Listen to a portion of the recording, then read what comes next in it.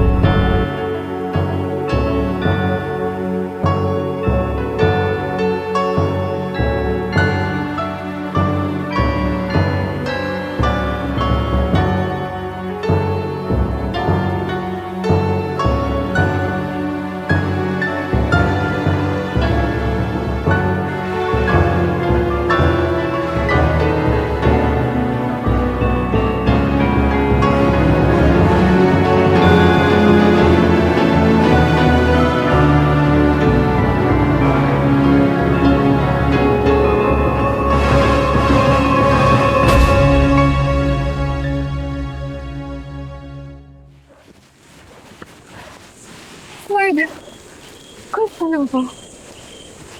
Hindi ko part of the healing process. Or parang sa na to. Kasi yung peace and quiet na hinahanap ko parang nasa dulo pa ng kalyo ng pahoy. Kung alam ko lang na ganito kahirap umakyat dito, sana sa SM Mega Mall na lang ako umikot. 7 round. Mas malamig pa. May aircon. Pagkain.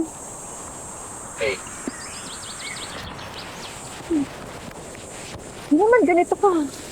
Hirap na ako inakyat ko ah.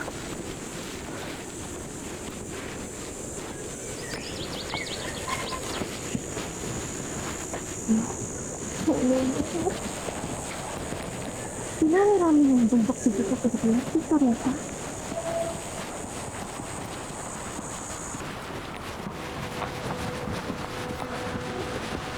Abish? Bakit ka nandito? Baka naman pati itong bundok kinuha mo ng assistant sa work mo. Kaya kailangan na dito ka 24/7? Kasi diba, work is life, work is everything. Relationships are just extra baggage. Fine, Tedma. Ano ba bang i-expect ko sa'yo, diba? Silent treatment.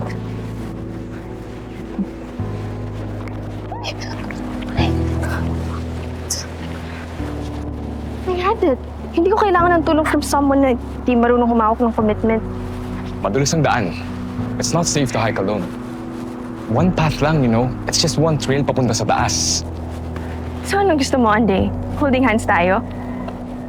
Look, I came here to escape from everything that happened between us. Hindi para makasama ka sa isang malam MMK na palabas. I'm going up. You're going up. One path. Isang daan lang, Abby. Unless gusto mong tumalon sa bangin. Ah.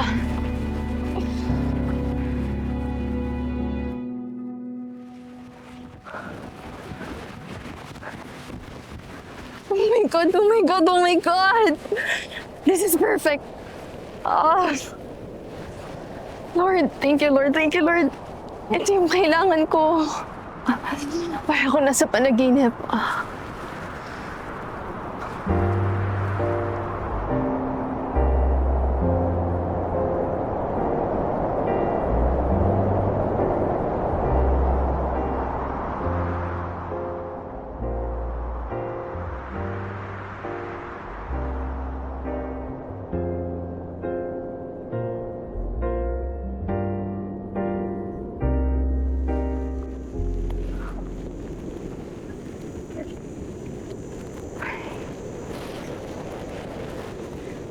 Let's go.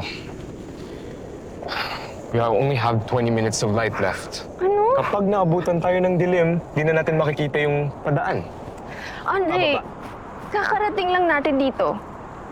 I walked for 4 hours. 4 hours of sweating, of complaining, and almost dying. Tapos 5 minutes lang tayo dito.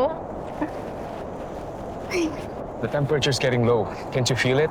It's not about the view anymore. It's about safety. We have to move. Safety. Safety. Lagi ka na lang safety. Lagi ka na lang schedule. Lagi ka na lang ganyan. Abi, may deadline ako. Abi, kailangan kong tapusin to. Never mo na-appreciate yung ngayon. Yung tayo. Sandaling to, hindi ka man nga tumingin. Iniisip ko lang naman kung paano tayo makakauwi ng buhay. Ito na naman tayo. Overreact, Andre. Sige na, mauna ka na. Iwan mo na ako. Total, sanay ka naman mang iwan kapag nagiging illogical na yung sitwasyon, di ba? In about 5 minutes, the visibility will be 0. Then fine. If you want to stay, stay. Uy! Andre! Seryoso ka ba?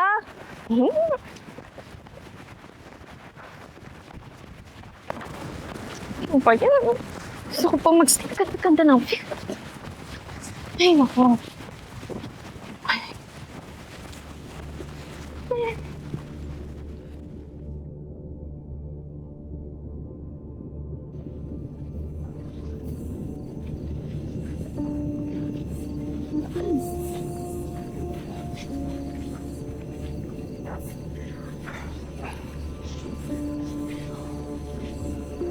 Andre, bakit siya tumigil? Bakit?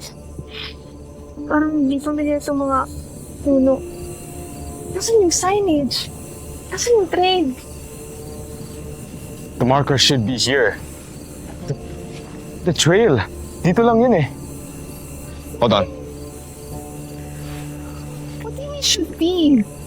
Hindi, huwag ka mag-joke lang ganyan. Hindi nakakatuwa.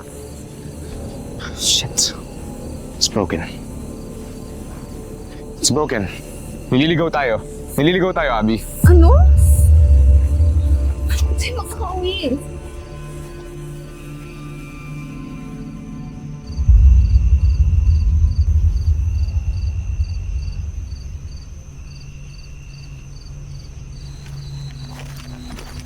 Andre, please stop. Pagod na ako, kanina ka tayo isip ng ikot. Focus, Abby. I'm looking for the markers. Focus. Oo nga pala, focus. Because I'm too unserious, no? Kaya nga pala tayo nag-break. Because I'm too childish. Kaya mas pinili mo mag-focus sa trabaho mo. Bakit? Para maiwasan ako? Kaya nung sinabi ko, Andre, let's break up. Tumango ka na lang at walang sinabi. Bakit? Ha? Bakit? Kasi hinintayin mo na ako na lang yung maunang bumitaw. Because you, Andre, you are too weak to tell me na Abby, let's break up. I was working 36-hour Alam mo, shifts. hanapin na lang natin yung daan palabas dito. Pagod na ako. Gusto ko na rin makauwi. And you expect me to talk? Sorry. I'm sorry.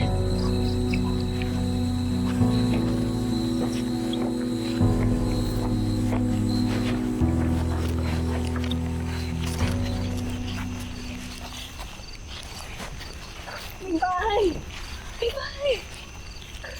Wait. Hindi natin alam kung anong nandyan. Kaya nga natin titingnan, di ba? Look, we don't have any choice. Uhaw na ako. 5:20 ngayon. May pasok pa ako bukas. Tara na.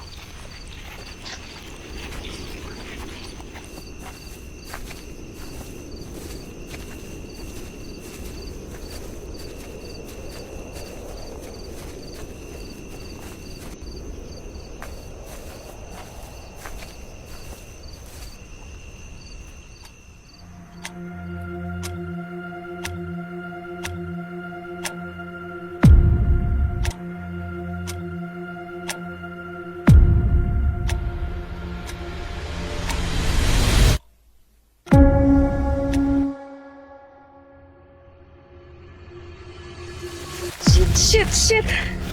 My God, ano yun? Ano nangyari? May, Ano nakita mo? may tao, may patay. Pasyente, hindi ko alam. My God. Anong hindi mo alam? Baka nagkakamali ka lang or... Hindi. Hindi ako pwede magkamali. Para siyang doktor. Para siyang may ginagawa. Hindi ko alam. Wala. Baka hallucination? I mean, you haven't eaten. You're tired. You're clearly seeing things. Nakita ko. May nakita ako. Kaso yung isa, hindi ko nakita yung mukha eh. See?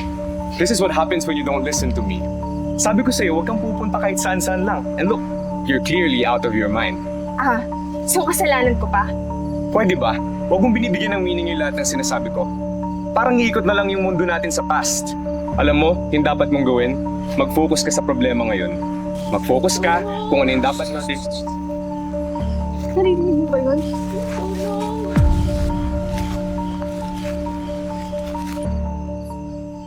Tulong! Tulong, please! Ang sakit! Yung tagiliran ko! Tulong! Miss, anong nangyari sa'yo? Yung tagiliran ko, masakit! Patingin ako? Baka nasugatan ka o... Hindi na. Sumusumpong talaga to paminsan-minsan. Malas ko lang na ngayon pa sumumpong kaya hindi ako makakababa ng bundok. Sakto, pababa rin kami. Kaso, ang problema, naliligaw kami eh. Alam ko yung daan. Doon sa malaking puno, kakaliwa tayo. Abi nga pala. Kayla, tara na. Wala kang dala? Okay. Kahit ano? Wala. May dala akong bag kanina kaso nahulog sa bangin. Malas ko nga eh. Ano, tara na. Anong nangyari dyan? Maybe I can help. Let me see it. Hindi. Wala. Nina pa kasi ako dito eh. Alam niyo na, malamok. Ano, tara na. Oo nga. Tara na.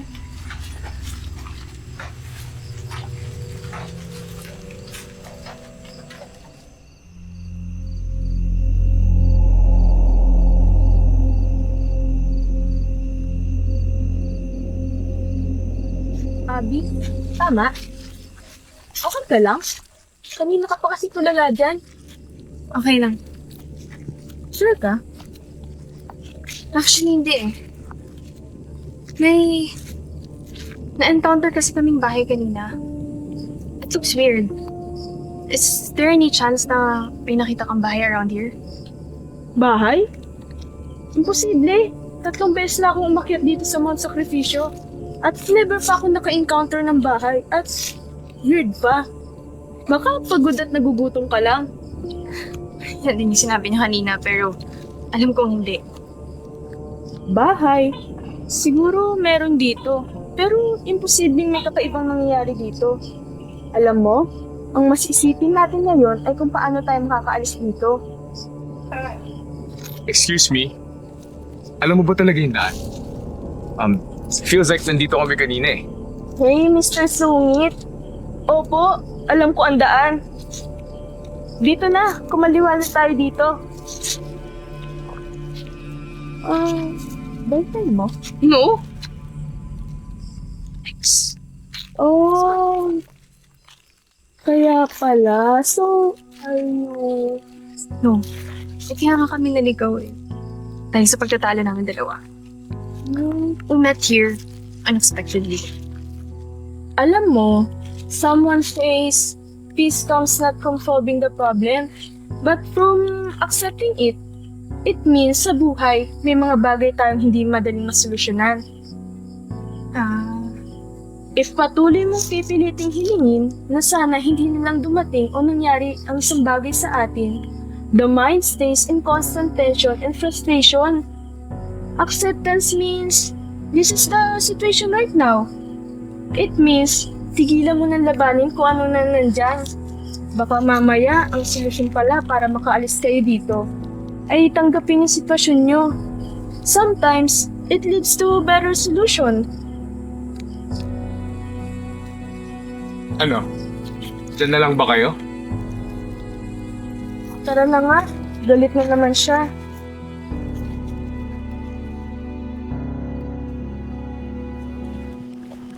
Ano? Hindi siya daan. Hindi ko nga alam kung saan niya ba tayo dadalhin. Parang hindi niya alam. I think, hindi nga siya aware. Like, I don't know. Alam mo, Andre, kanina pa natin siya kasama. At masamatang tao, kanina pa kami ginawa sa atin. Exactly. Kanina pa natin siya kasama. And yet, we made no progress. Nandito pa rin tayo, oh. May napupuntahan ba tayo? Alam mo, hindi talaga maganda yung pakiramdam ko sa kanya.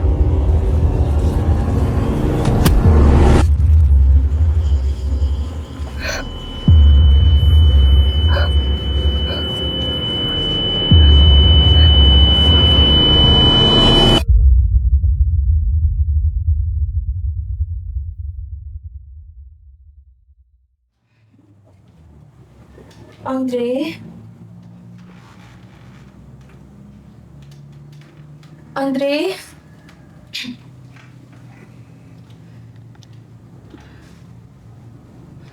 Kayla?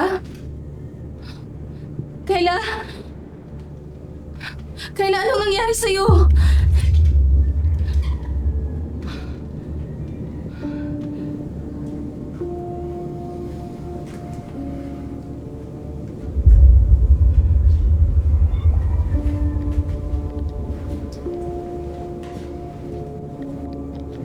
Salamat! Papunta.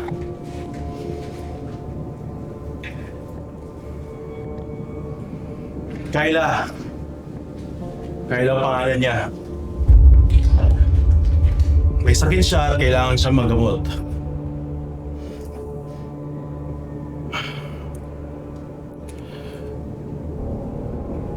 Ang daming ospital na ayaw tumanggap sa kanya dahil hindi raw alam kung anong makakatulong sa kanya. Kaya sinabi ko sa kanila na ako na ang manggagamot sa kanya. Pero hindi raw pwede. Hospital policies. Hinayaan ng mga upang ginang yan na umiyak sa sakit ng anak ko. They also told me that I couldn't treat her. Hindi ko raw kaya. But I tell you what, Father is the ultimate doctor. Sa tingin mo, may pag-asa pa akong gumaling? Sabi kasi nila, wala pang lunas. Sabi din nila pa, hindi mo din kaya. Huwag ka maniwala sa kanila, ha? Gagawin ko ang lahat, makasiguro ko na gagaling ka. Ha? Maniwala ka sa akin. Di ka ba naniniwala sa akin? Wala, hindi naman ako naniniwala sa iyo eh. Maniwala ka sa akin. Natatakot lang ako sa mga pwede mangyari pa. Sleepless nights. Patuloy akong nag-aaral. Patuloy kong ginagamot ang anak ko.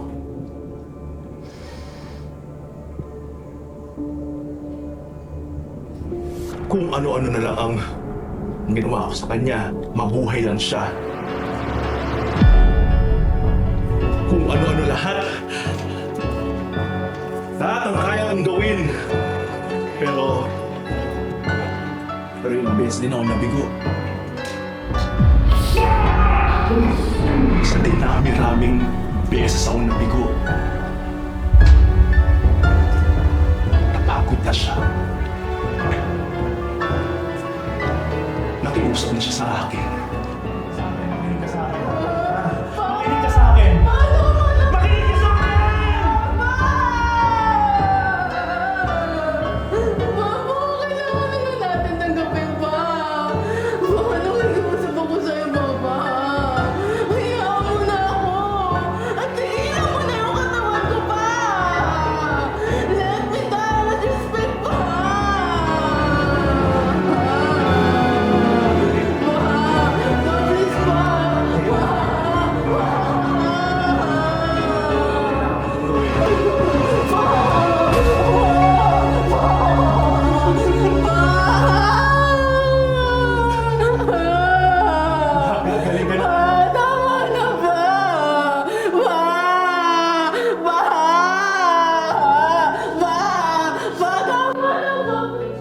hindi niya naintindihan. Knowledge requires sacrifices.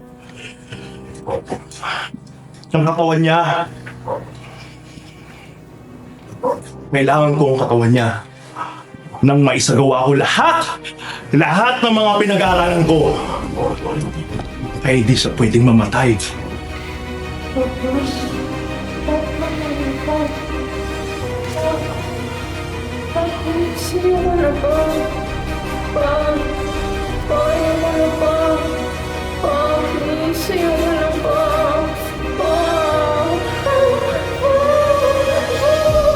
Sige na. But in order to do that, I need you. Huh? I need you.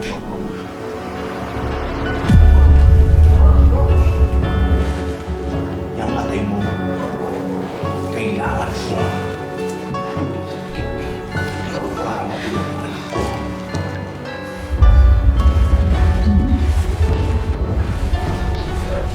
Nang sa gayon, sa lahat ng taong hindi naniniwala sa akin, sa lahat ng taong nagdududa sa akin, na kaya ko, ha? Kaya ko.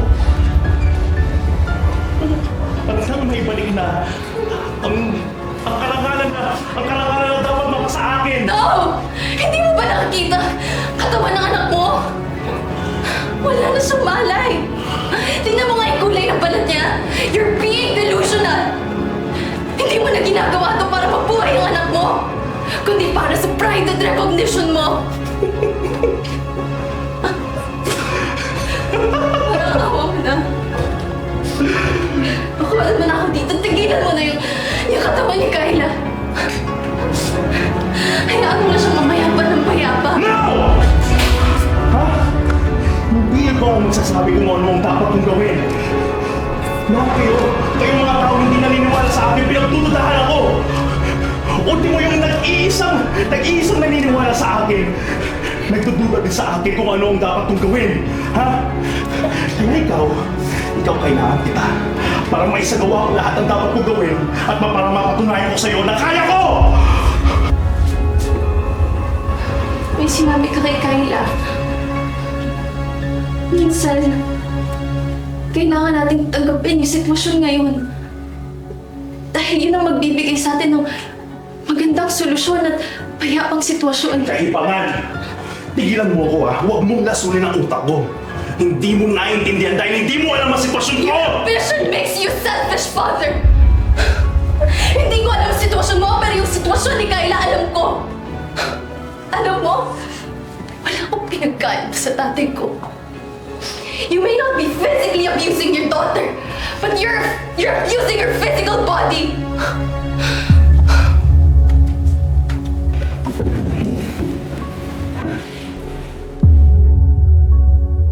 Kyla, I know you're here. Alam ko, hindi mo kami binalik dito dahil gusto mo kami mapahaka. But I did someone to stop it. Please, Kyla. Please help me. Save us.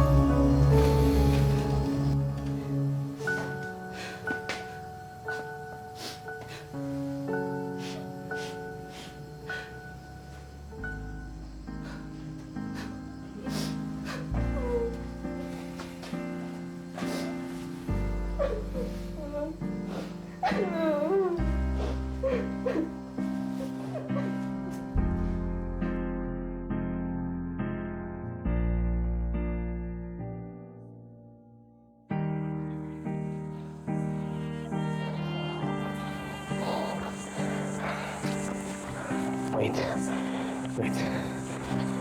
Wait. Okay. Tara na, let's go. Come on. Kunti na lang. Kaya mo yan. Oh my God. Andre! Bakit? Na paano?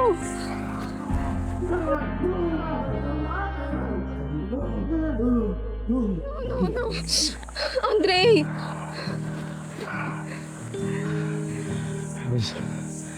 I was working 36-hour shifts.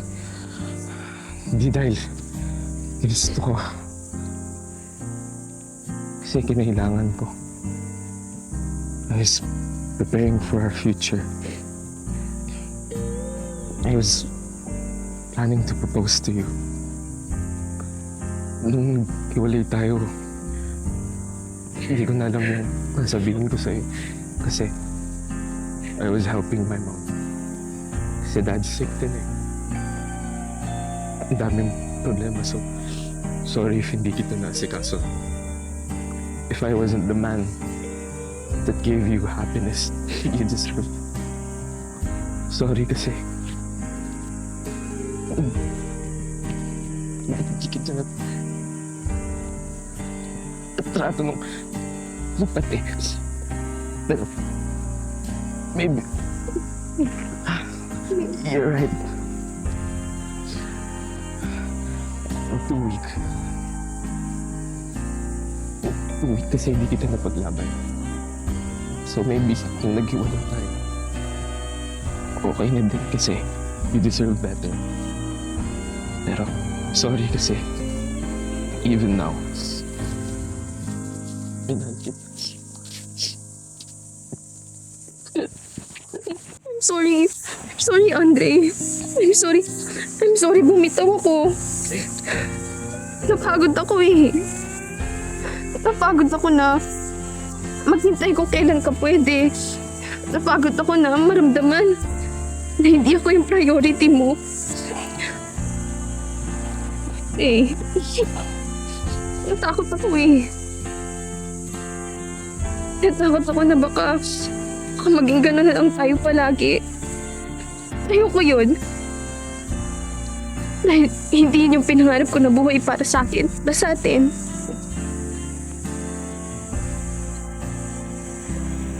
Andre, please. Ayusin natin to, okay? Please, makaalis lang tayo dito. Please, promise makikinig ako, Andre. Andre! Andre! Things got heavy. Andre! Andre, please! To be there. Andre, lumaban ka, Andre! Away your tears. Andre! But I didn't notice that I was chipping away at pieces of myself till there was nothing left to give. I didn't even want you, but I apologize for coming into your life just to break your heart to pieces and to leave you in the night. And I tried my best to stay by your side. Ngayong araw ay 25 ng Abril, ayon sa ulat ng mga otoridad, matatanda ang napabalitan noong nakaraang taon ay 22 ng Pebrero, isang lalaki ang natagpuang wala ng malay sa gitna ng kagubatan ng Mount Sacrificio. Sa kabilang dako sa isang abandonadong istruktura malapit sa nasabing bundok, natagpuan ang 2 bangkay. Batay sa isinagawang investigasyon, napag-alamang ang isa rito ay si Dr. Thomas. Lumalabas na nagsasagawa umano ito ng eksperimento sa kanyang anak. Ayon sa mga eksperto, ang mga naiwan nitong pag-aaral ay maaaring magbigay ng mahalagang ambag sa larangan ng medisina at posibleng magamit sa pagbuo ng solusyon para sa naturang karamdaman. Hello? Papunta na. Sige. See you.